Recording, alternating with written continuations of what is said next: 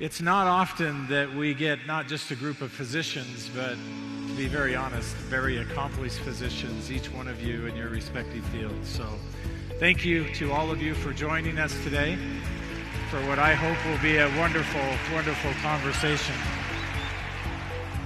In my operating room, I'll introduce patients to things that are soothing, comfort care. And so I'll introduce them to ginger and peppermint, cardamom and spearmint. That's very helpful preoperatively as they're preparing to go into the operating room and postoperatively. The ability for each of us to have these kinds of modalities, even the ingestion, I have found, it took me a while, I was skeptical at first, but I did the research for myself to be satisfied that ingestion is a very bona fide way to go in terms of clinical practice. Thank you.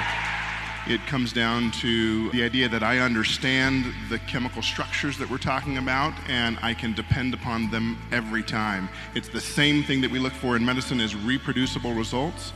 And if I'm going to use an oil, I want something I can reproduce the results with every time.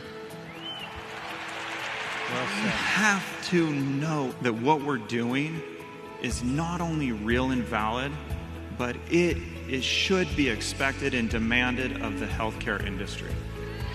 I absolutely think that essential oils are safe for all age groups. When we can take our experience and it builds our confidence, then we can begin to develop that intuition. If you don't feel like that is where you are currently, it's okay. Continued use will build that confidence. Lately, there's been a lot of talk about a lot of variables with safety. And Dr. Jorgensen, I'm going to turn to you at this point as an ear, nose, and throat specialist. What about using oils internally? Where is the concern, or is there any at all? Before I answer your question, because I think it is an important question, I'd like to ask if all the members of the medical board will support me and show their support by standing. I don't know what's happening right now, but I am going to say this. I'm not going to do any emergency procedures on any of you for what you're about to do. There you have it.